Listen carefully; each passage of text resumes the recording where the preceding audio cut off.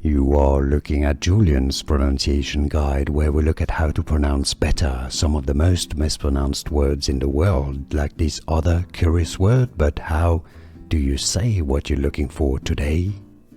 Let's learn once and for all how to pronounce those two words correctly in British English and in American English, because they do have different pronunciations, slightly different.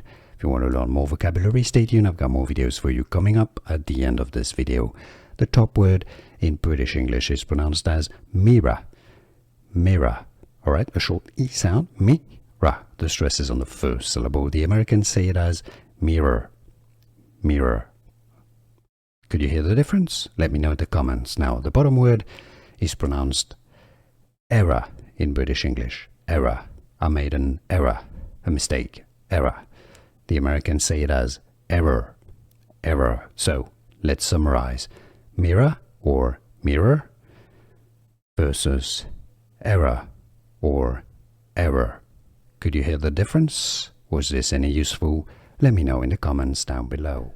Here are more videos on how to pronounce more confusing words and names too many mispronounced. Like this video if you found it useful. I appreciate your support. I'll see you soon and thanks for watching.